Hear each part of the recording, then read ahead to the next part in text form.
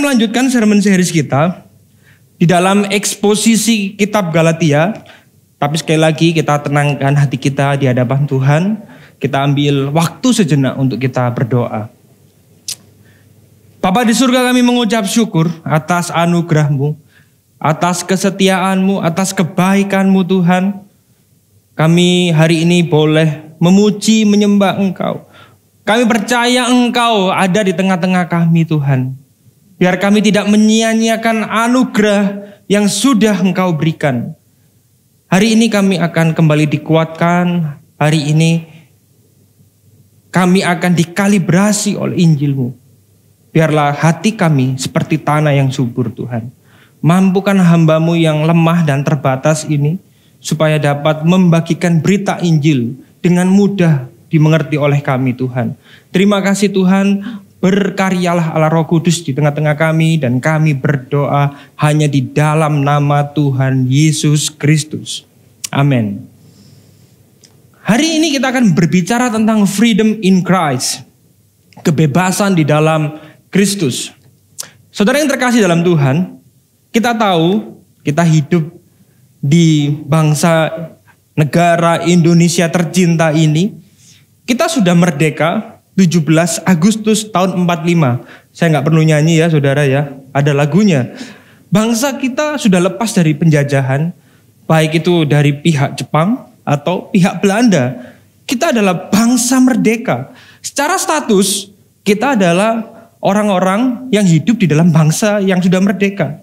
Tetapi faktanya, di dalam kehidupan yang terjadi, yang ada di sekeliling kita, kita dihadapkan dengan masalah banyak orang yang belum bisa menikmati pendidikan. Bahkan beberapa orang mengalami gizi buruk, bayi-bayi stunting tidak berkembang dengan baik, berat badannya dengan usianya tidak seimbang, bahkan ada orang yang belum bisa baca tulis. Kita dihadapkan dengan problematika seperti itu. Oleh karena itu saya ingat waktu saya masih SD, ada pelajaran namanya PPKN, yang relate berarti kita seumuran ya saudara. Waktu itu ada pertanyaan seperti ini, bagaimana warga Indonesia yang baik mengisi kemerdekaan? Saya ingat jawabannya seperti ini. Jawabannya adalah mengisi kemerdekaan dengan giat belajar supaya tidak berada dalam kebodohan dan mengentaskan atau membebaskan bangsa Indonesia dari kemiskinan. Ini bukan upacara bendera ya saudara ya. Jadi status adalah merdeka, tetapi faktanya banyak masalah yang dihadapi. Demikian pula dengan kehidupan kita orang percaya. Kita adalah orang-orang yang sudah dimerdekakan oleh Kristus. Amin. Kita sudah mengerti Injil. Kita mengerti karya Kristus di kayu salib itu memerdekakan kita. Tetapi secara kenyataan, kadang kita masih terbelenggu. Kita mengalami hal-hal, kita mengalami tekanan, ajaran-ajaran yang tidak berpusat pada Injil. Yang justru membuat kita galau, membuat kita merasa terbebani. Oleh karena itu, kita akan belajar. Kita akan melanjutkan surat Rasul Paulus kepada jemaat di Galatia. Karena jemaat Galatia juga mereka adalah orang yang merdeka. Mereka adalah orang-orang yang sudah mengerti Injil. Tetapi mereka hidup terbelenggu. Kita akan melanjutkan eksposisi kitab Galatia. Pasal yang kelima ayat 1 sampai yang ke-12. Kita akan membaca bergantian, amin. Yang semangat sama-sama katakan yes. Wah, luar biasa sekali. Oke, kita akan bergantian ya. Galatia 5 ayat 1. Supaya kita sungguh-sungguh merdeka, Kristus telah memerdekakan kita. Karena itu berdirilah teguh dan jangan mau lagi dikenakan kuk perhambaan. Sesungguhnya aku, Paulus, berkata kepadamu, jikalau kamu menyunatkan dirimu, Kristus sama sekali tidak berguna bagimu. Sekali lagi aku katakan kepada setiap orang yang menyunatkan dirinya, bahwa ia wajib melakukan seluruh hukum Taurat. Kamu lepas dari Kristus jikalau kamu mengharapkan kebenaran oleh hukum Taurat. Kamu hidup di luar kasih karunia. Sebab oleh Roh dan karena iman kita menantikan kebenaran yang kita harapkan. Sebab bagi orang-orang yang ada dalam Kristus, Yesus, hal bersunat atau tidak bersunat tidak mempunyai suatu arti. Hanya iman yang bekerja oleh kasih. Dahulu kamu berlomba dengan baik. Siapakah yang menghalang-halangi kamu sehingga kamu tidak menuruti kebenaran lagi? Ajakan untuk tidak menurutinya lagi bukan datang dari Dia yang memanggil kamu. Sedikit lagi sudah menghamirkan seluruh adonan. Dalam Tuhan, aku yakin tentang kamu bahwa kamu tidak mempunyai pendirian lain daripada pendirian ini. Tetapi barang siapa yang mengacaukan kamu, ia akan menanggung hukumannya, siapapun juga dia. Dan lagi aku ini, saudara-saudara, jikalau aku masih memberitakan sunat, mengapakah aku masih dianiaya juga? Sebab kalau demikian, salib bukan batu sandungan lagi. Baiklah mereka yang menghasut kamu itu mengebirikan dirinya saja. Demikian jauh pembacaan firman Tuhan yang kita lakukan. Berbahagialah kita semua yang sudah membaca, merenungkan, dan melakukannya di dalam kehidupan kita sehari-hari. Hari ini kita akan belajar 3 poin penting. Yang pertama, kita akan belajar bagaimana kita dapat berdiri teguh dalam Injil yang memerdekakan kita. Kemudian kita akan belajar apa makna kemerdekaan sejati di dalam Kristus. Dan juga kita belajar bagaimana menghidupi kemerdekaan yang diberikan bagi Kristus untuk kita, saudara. Kita akan belajar di poin yang pertama. Bagaimana kita dapat berdiri teguh dalam Injil yang memerdekakan. Galatia 5 ayat 1 mengatakan, supaya kita sungguh-sungguh merdeka. Kristus telah memerdekakan kita. Karena itu, apa saudara? Berdirilah teguh dan jangan mau lagi dikenakan kuk perhambaan. Kita akan belajar alasan mengapa Rasul Paulus menegaskan dan mengingatkan orang Galatia supaya berdiri teguh dalam kemerdekaan yang diberikan oleh Kristus. Sesungguhnya saudara, ayat ini adalah ringkasan dari Galatia 4 ayat 21 sampai 31.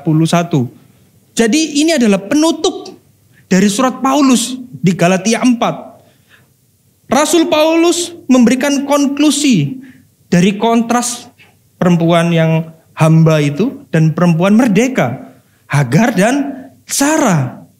Ini adalah konklusinya. Dalam perikop ini, Rasul Paulus memerintahkan orang-orang Galatia untuk tidak terkurung, terbebani atau tertindas oleh pembatasan aturan-aturan legalistik yang justru memberatkan. Dalam ayat yang pertama ini menarik. Ada mengandung indikatif dan imperatif. Apa itu indikatif dan imperatif? Secara indikatif, Rasul Paulus mengingatkan status mereka sebagai orang percaya. Dan secara imperatif, dia mengingatkan apa yang harus dilakukan sebagai orang percaya. Bukan hanya status mereka di dalam Kristus, tetapi mereka perlu meresponi sebagai wujud tanggapan dari status mereka. Ini adalah sebuah perintah untuk menghidupi kemerdekaan yang ada di dalam Kristus. Oleh karena itu kita akan belajar secara indikatif. Paulus mengingatkan bahwa Kristus yang di kayu salib itu sudah membebaskan kita. Amin. Percaya hari ini Anda sudah dibebaskan. Amin. Yang percaya boleh lambaikan tangan. Wow, luar biasa. Kita semua sudah dibebaskan. Dia mengingatkan kita. Dia mengingatkan orang-orang di Galatia supaya mereka ingat karya Kristus di kayu salib.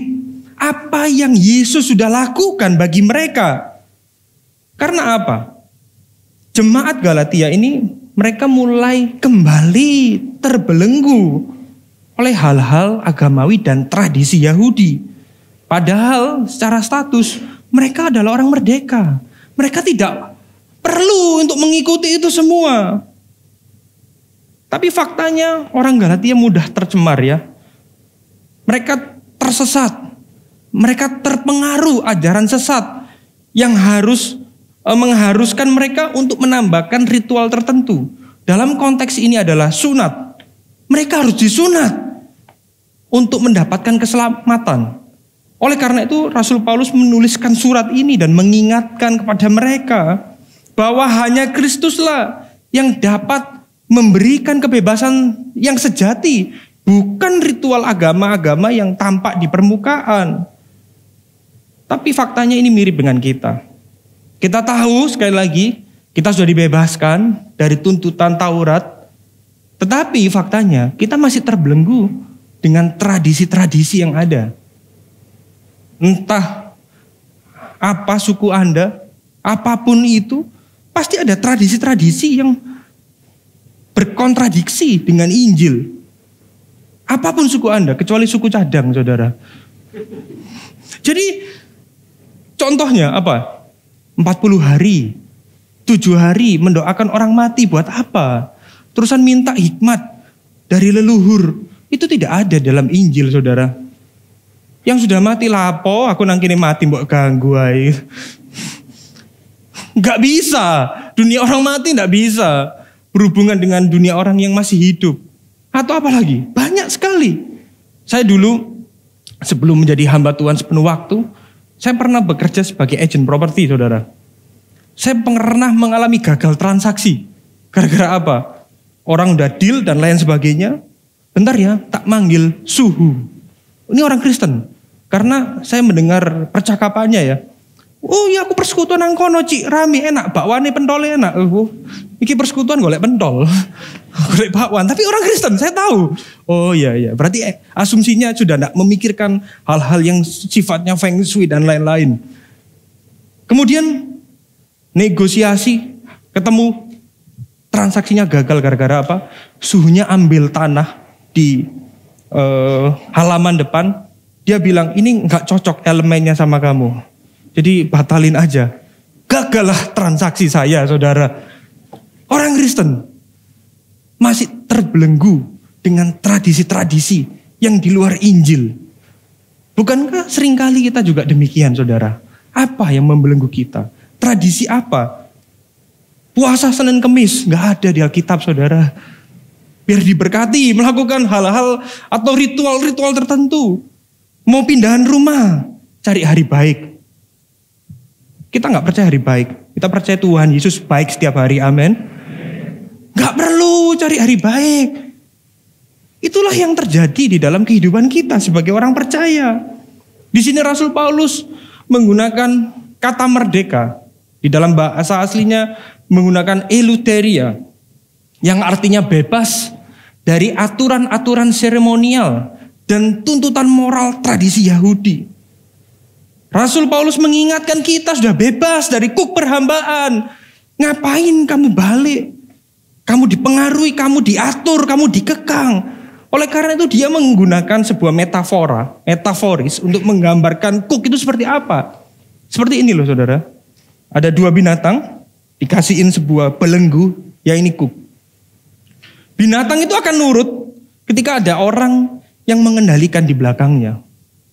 Binatang itu akan mengikuti apapun dengan orang yang di belakang itu, saudara. Secara sederhana, Rasul Paulus ingin berkata seperti ini. Jangan menjadi lembu bodoh. Jangan membiarkan para pengemudi yang mengaku religius itu menyuruhmu, memikul kuk aturan-aturan agama atasmu untuk mendorongmu agar mengikuti sesuai dengan harapan mereka. Dia ingin mengatakan seperti ini pada orang Galatia. Belenggu legalistik, aturan-aturan agamawi itu membebani. Hanya anugerah yang diberikan Kristus, itulah yang memberi kelegaan.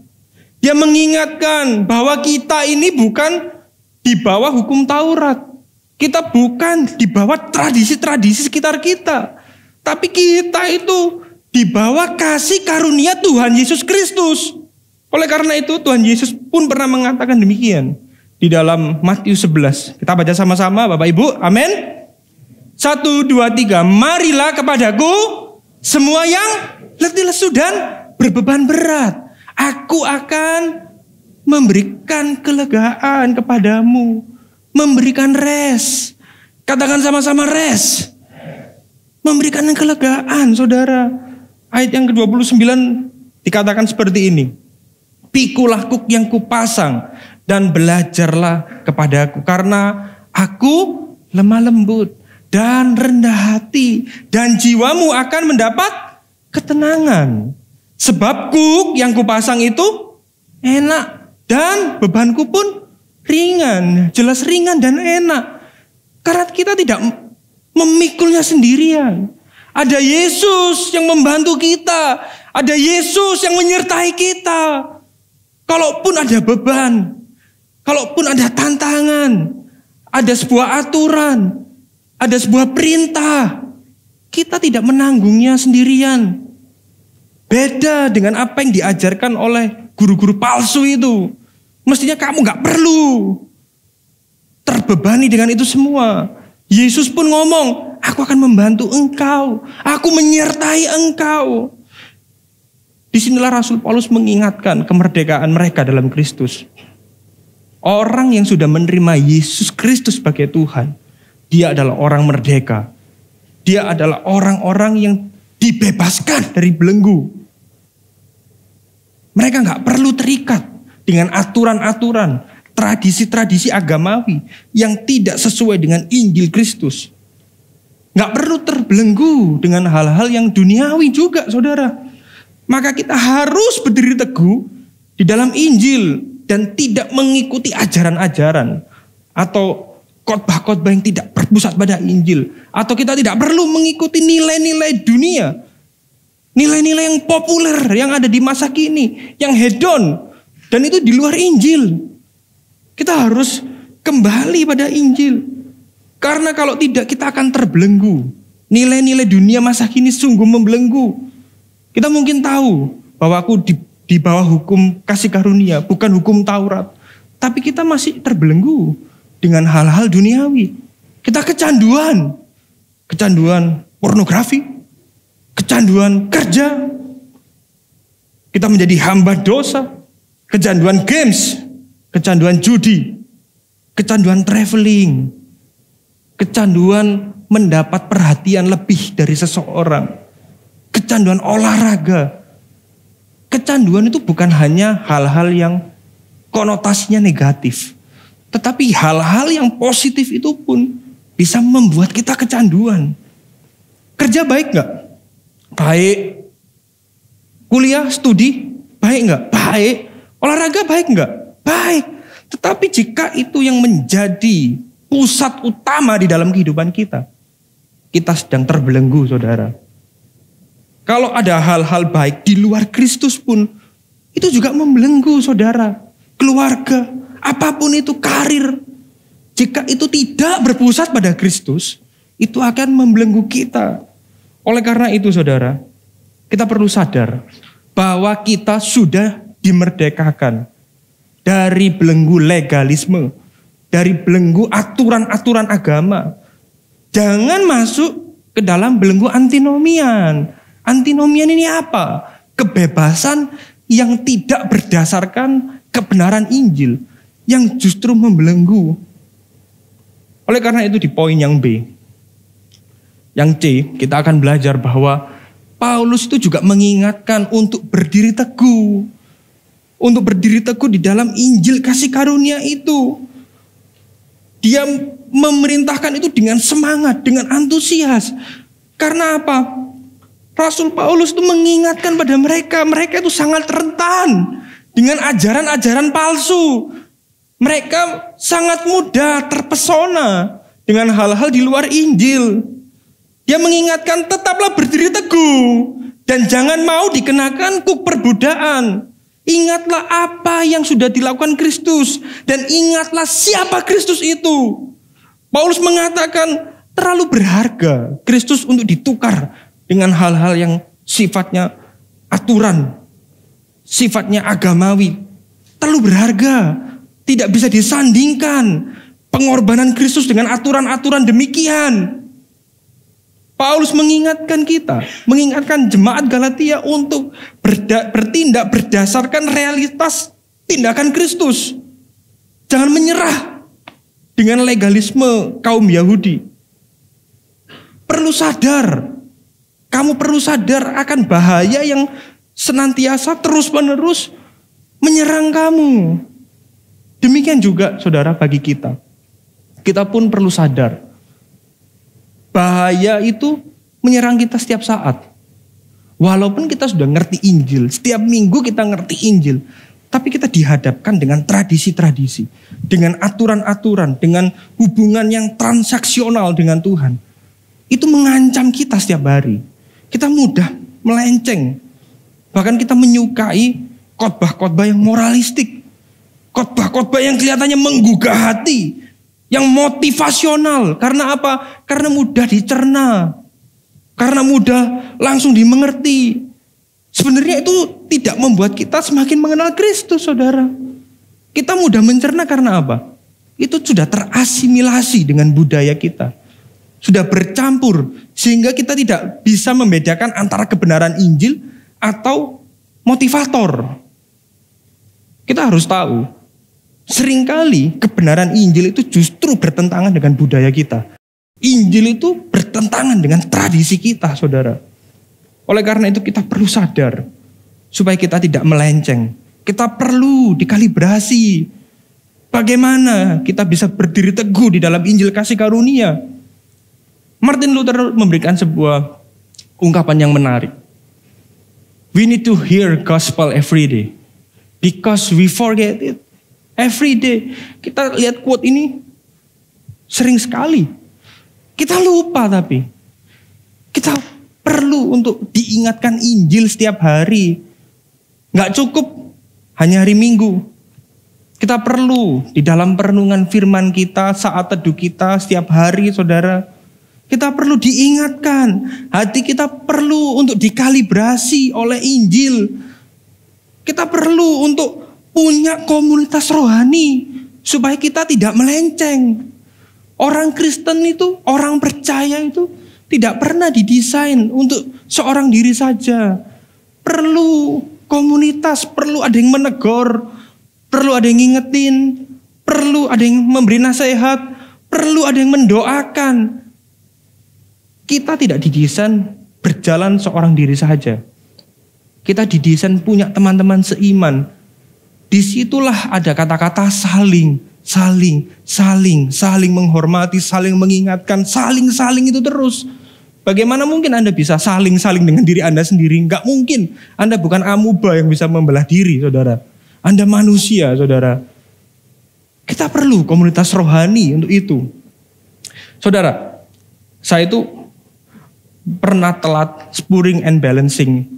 Jadi roda 4 itu per 10.000 itu harus di spurring dan balancing. Waktu itu saya tidak melihat kilometer, saya pakai aja kendaraan saya. Saya lupa, tiba-tiba saya nyetir di tol. Ini kenapa kok setirnya tiba-tiba nganan-nganan gini, melenceng ke kanan. Setelah saya lihat odometernya, lihat MID, klik-klik, loh, saya telat spurring dan balancing. Pantesan, kok waktu saya melaju dengan kecepatan tinggi agak oleng, kok nggak enak. Ternyata perlu di spurring, perlu di balancing. Akhirnya saya kembali ke bengkel, roda-roda dirotasi, di mana bannya yang masih tebal diatur, kemudian ditata ulang, kasih timah, diukur, pakai laser dan lain-lain, apalah itu istilahnya. Kemudian keluar dari bengkel loh, wah enak ini, aman, bisa melaju lagi dengan kencang, tapi bukan ngebut overspeed ya saudara ya, normal masihan saya. Enak, nyaman. Demikian hidup kita saudara. Hati kita tuh sering kali melenceng. Hati kita orientasinya sering salah arah. Kita perlu untuk kalibrasi. Ungkapan yang menarik dari Augustine mengatakan demikian. Masalah utama di dalam hidup kita itu adalah kasih yang kacau. Kasih yang salah arah. Itu terjadi di dalam hati kita. Oleh karena itu kita perlu untuk diingatkan. Dan kita akan belajar bagaimana kita memahami kemerdekaan sejati di dalam Kristus. Galatia 5 ayat 4 mengatakan demikian. Kamu lepas dari Kristus jikalau kamu mengharapkan kebenaran oleh hukum Taurat. Kamu hidup di luar kasih karunia. Ayat keempat ini menyiratkan bahwa kebebasan kita itu bergantung kepada anugerah. Bergantung pada kasih karunia. Itu berarti kebebasan di dalam Kristus adalah bebas dari upaya untuk mendapatkan keselamatan dengan kemampuan diri sendiri. tetapi bergantung total pada anugerahnya sepenuhnya di dalam kehidupan kita saat ini. Paulus mengatakan Kristus itu sama sekali nggak ada gunanya kalau kamu menambahkan kewajiban lahiriah itu, kewajiban sunat itu sebagai syarat diterima oleh Allah. Ungkapan ini sebenarnya mengacu pada ayat yang ketiga. Kita buka sama-sama saudara. Galatia 5 ayat 3. Sekali lagi aku katakan kepada setiap orang yang menyunatkan dirinya bahwa ia wajib melakukan apa? Seluruh hukum Taurat. Jadi Rasul Paulus di dalam ayat 3 ini ingin mengatakan, kalau kamu disunat, kamu menempatkan dirimu itu sebagai orang yang berhutang pada Taurat, berhutang pada Tuhan. Kita tahu bahwa Tuhan itu tidak mau urusan transaksional dengan kita. Tuhan tidak ingin menempatkan kita sebagai debitur yang melunasi, yang menyicil hutang itu. Bukan. Karena Tuhan itu Allah yang mengasihi. Bukan relasi seperti itu. Dia ingin kita menyadari bahwa hutang kita sudah lunas. Dibayar oleh pengorbanan Kristus. Rasul Paulus menyerang apa yang menjadi salah satu prinsip utama dari kaum Yudais, yaitu tuntutan untuk semua laki-laki beriman. Di sini Yudaisme berpandangan, kalau kamu laki-laki beriman, kamu Kristen, kamu harus disunat. Karena itu sama kayak Abraham. Jadi sunat lahiriahmu itu mengidentifikasi kamu mirip seperti Abraham. Kamu berhak mendapatkan warisan Allah dan perkenanan Allah. Mereka gagal paham, saudara. Sunat lahiriah dalam perjanjian lama itu hanyalah gambaran apa yang akan Kristus lakukan di perjanjian baru. Yaitu apa? Sunat hati. Mereka gagal paham. Mereka berpikiran bahwa dengan sunat lahiriah, mereka adalah orang-orang perjanjian. Salah, saudara.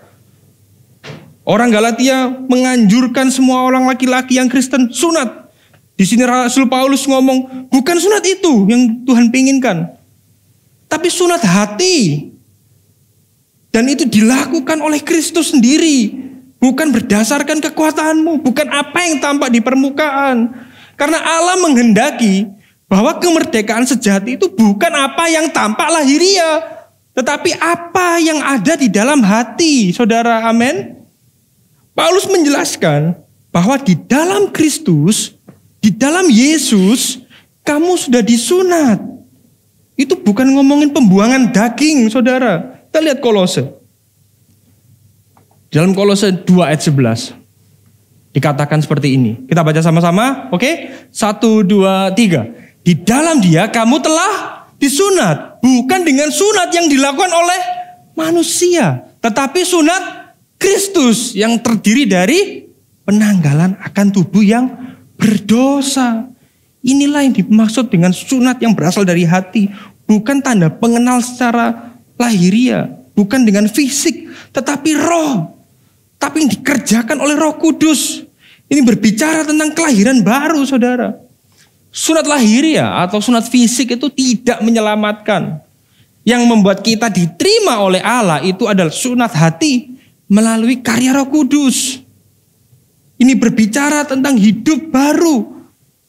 Ketika kita menerima Yesus sebagai Tuhan dan penyelamat, maka identitas kita adalah manusia baru. Yang lama sudah berlalu. Inilah yang dimaksud. Dan ini dikerjakan oleh Roh Kudus. Manusia baru kita ditransformasi oleh Injil.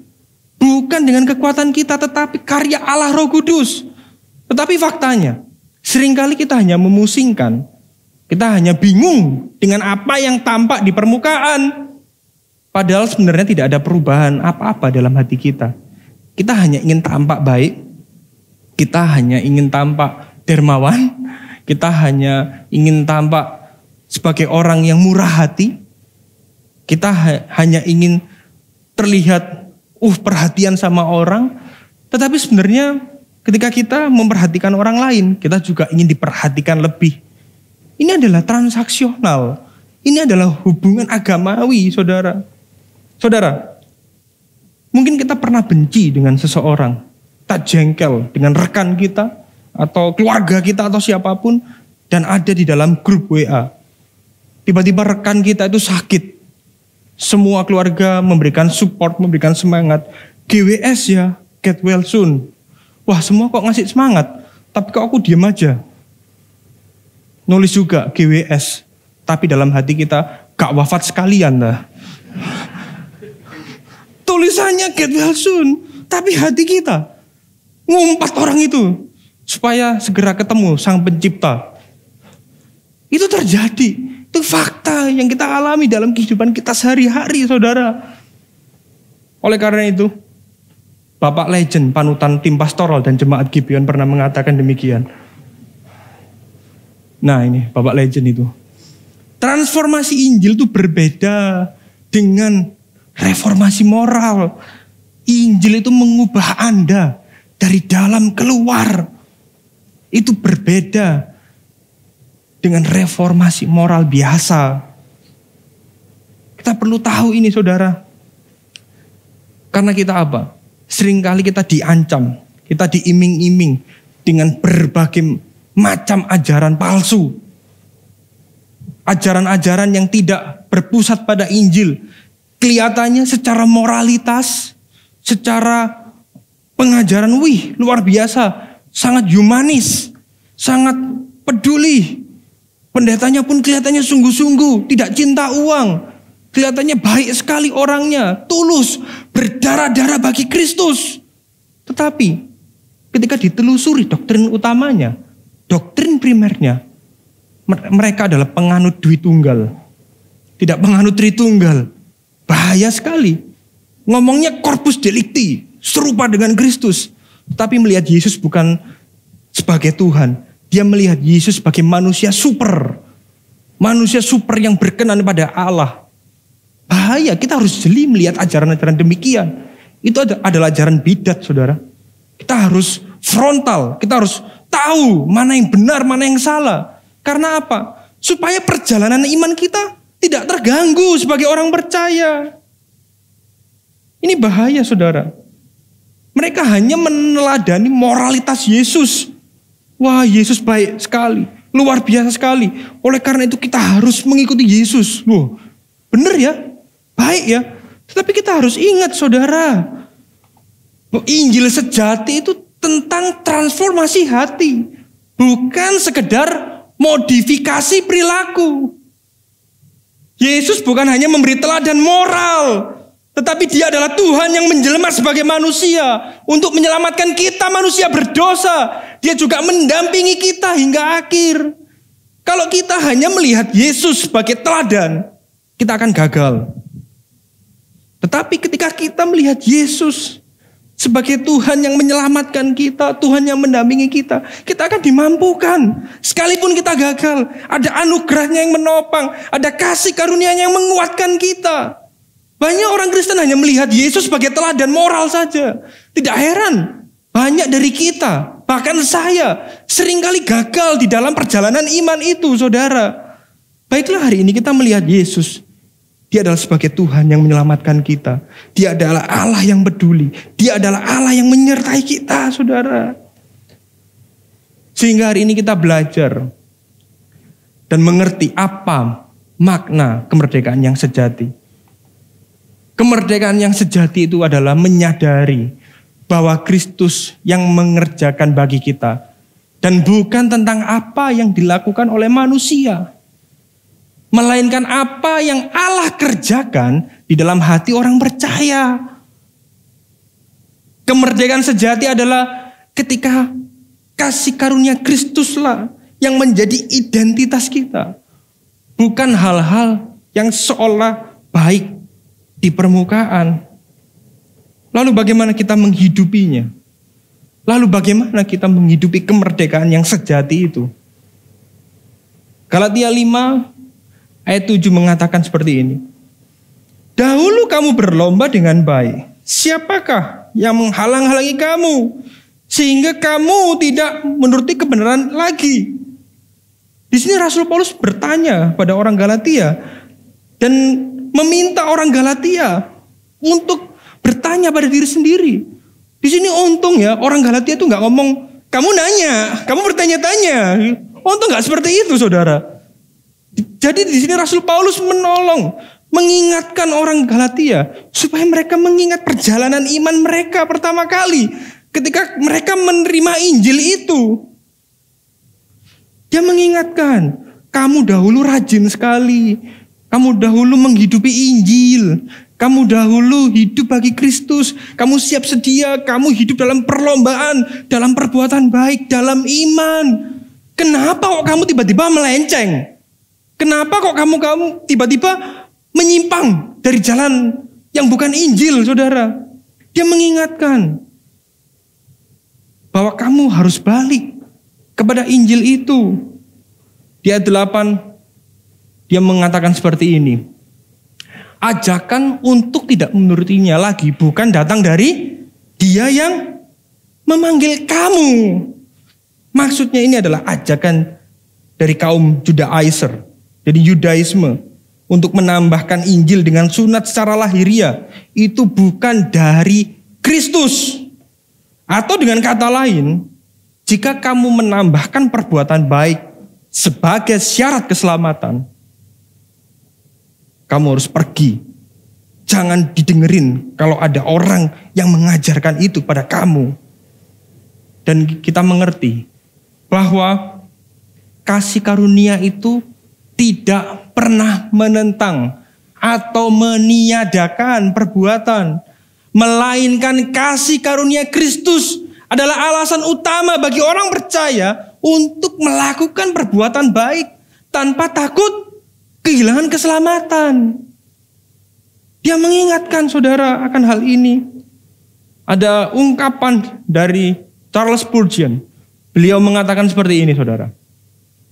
Jika Anda pernah melakukan sesuatu dalam hidup untuk Tuhan, Anda pikir untuk masuk surga, Anda tidak pernah melakukan satu hal apapun untuk Tuhan. Jika Anda melakukannya karena takut, Anda tidak pernah melakukan untuk Tuhan. Surga itu bukan tempat untuk orang yang takut masuk neraka. Surga adalah tempat di mana orang-orang mengasihi Allah. Karena Allah sudah mengasihi kita terlebih dahulu. Kalau kita ingin masuk surga karena takut masuk neraka, sebenarnya kita bukan mengasihi Allah, tetapi kita mengasihi diri kita sendiri. Kalau Anda datang altar call, ditantang maju karena takut masuk neraka, Anda bukan mengasihi Tuhan, tetapi Anda mengasihi diri sendiri. Anda mungkin takut dengan vibes-nya. Anda maju. Anda bukan mengasihi Tuhan. Anda mengasihi diri Anda sendiri, saudara. Kita perlu tahu hal ini. Dan kita perlu tegas dalam iman kita. Kalau Anda dulu bapak-bapak atau cowok yang ngejar cewek, apakah Anda untuk mendapatkan hatinya, Anda ancam orang itu? Ayo terima cintaku. Jadi pacarku enggak? Kalau enggak jadi pacarku kamu tak bunuh. Maka seperti itu. Saya enggak pernah berjumpa dengan kayak gitu. Mungkin kalau Anda mendapatkan cintanya, mungkin orang itu takut. Bukan karena dia mengasihi Anda, saudara. Gak mungkin. Kalau kita deketin seseorang, kalau kita mau nembak seseorang, pasti kita berusaha sebaik mungkin. Kita jadi pribadi yang sweet. Kita pribadi yang menyenangkan, yang memperhatikan. Betul ya? Ada amin? Yang jomblo nggak tahu, aku nggak pernah. Kita tahu, saudara, bahwa hati kita itu bukan dimenangkan dengan ketakutan, tetapi dengan cinta. Makanya kasih Allah itu mengejar kita. Kasih Allah itu mengejar kita. Bahkan ketika kita masih berdosa, Dia sudah memberikan nyawanya bagi kita. Ketika kita belum mikirin Tuhan, Dia sudah mati bagi kita. Inilah kabar baik. Inilah Injil, saudara. Tuhan itu mengejar kita. Sekalipun kita jatuh bangun, tapi anugerahnya menopang, kasihnya menopang. Kemurahannya itulah yang menuntun kita kepada pertobatan. Amin. Oleh karena itu kita belajar melakukan perbuatan baik itu bukanlah bayar harga. Tetapi melakukan perbuatan baik itu adalah menghidupi Injil. Karya salib Kristus bagi kita bukanlah down payment, bukanlah uang muka untuk keselamatan kita. Kita telah dibayar lunas oleh Kristus, bukan berdasarkan perbuatan baik kita. Kalau Anda berpikir bahwa karya Kristus itu hanyalah sebuah uang muka, hanya sebuah DP, itu pelecehan, saudara. Pelecehan itu nggak usah hujat Yesus. Ketika Anda menganggap perbuatan Anda bisa menyelamatkan, dan Anda memandang karya Kristus itu hanya DP, itu pelecehan. Kita harus tahu bahwa harga kita telah dibayar lunas dengan darah yang mahal. Anugerah itu gratis, tapi bukan murahan. Amin. Anugerah itu gratis, tapi kita tidak pernah bisa membayar dengan kekuatan kita, dengan upaya kita, dengan uang kita sebanyak apapun. Kita tidak akan pernah bisa membayar anugerah itu, saudara. Anugerah yang diberikan Kristus bagi kita, itu adalah darah yang mahal. Bukan murahan, saudara. Oleh karena itu kita belajar dan kita mengerti. Kemerdekaan yang Kristus berikan bagi kita bukanlah kesempatan untuk hidup bagi diri sendiri atau berbuat dosa seenaknya, melainkan kesempatan untuk mengasihi Allah dan sesama dan hidup bagi kemuliaannya. Ungkapan Rasul Paulus yang sangat menarik di 1 Korintus 15 ayat 10. Kita baca sama-sama Bapak Ibu.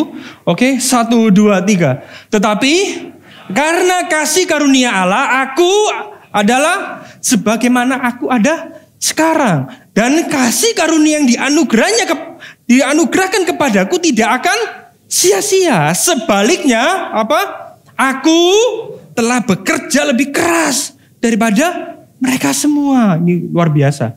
Tetapi bukannya aku, melainkan kasih karunia Allah yang menyertai aku. Kasih karunia itu alasan paling kuat bagi orang percaya untuk menghidupi Injil Kristus.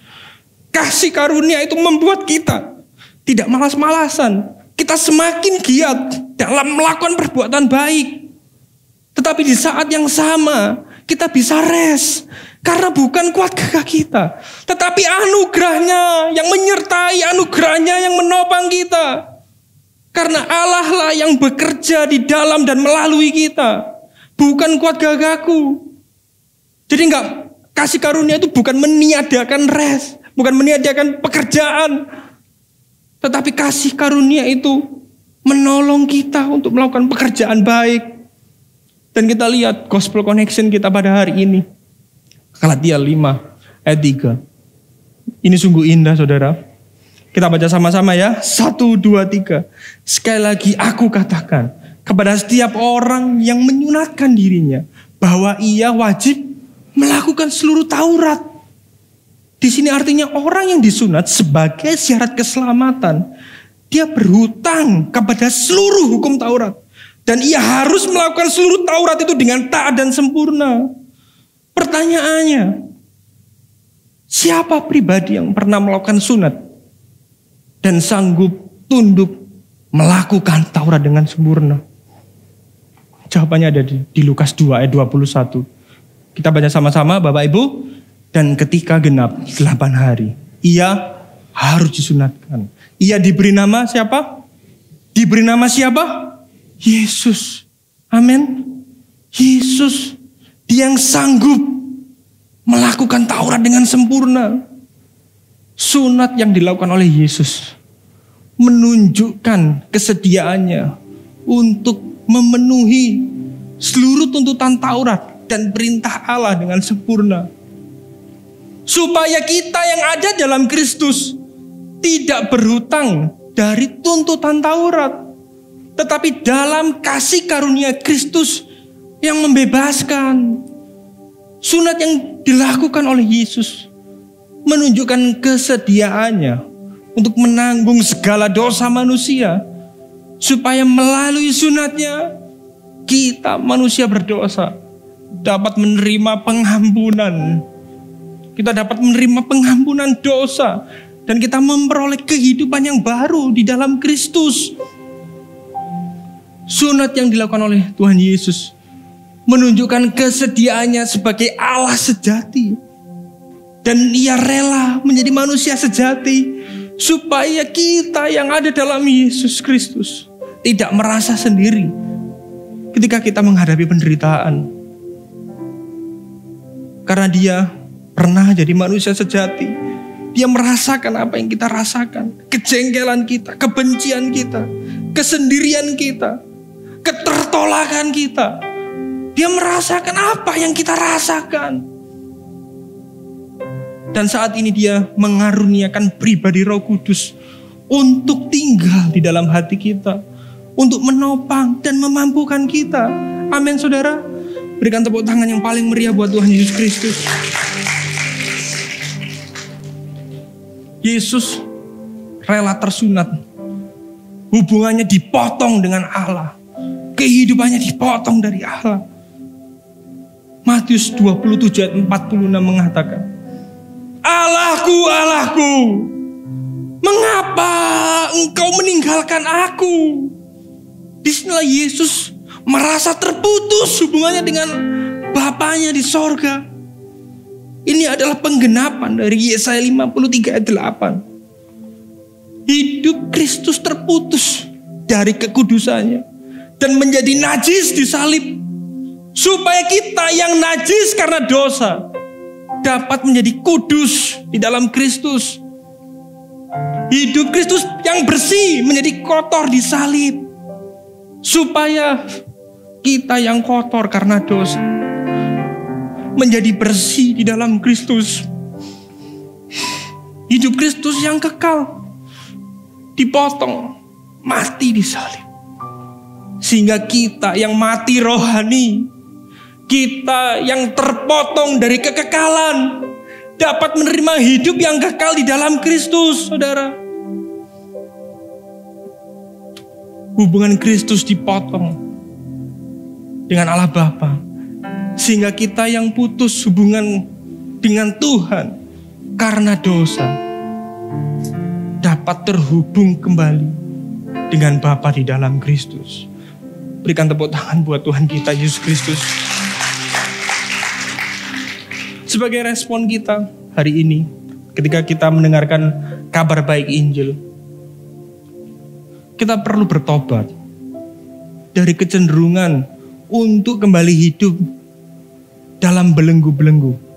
Entah itu legalisme, entah itu antinomian, karena itu menghalangi perjalanan iman kita di dalam menghidupi Injil dan pengenalan akan Kristus.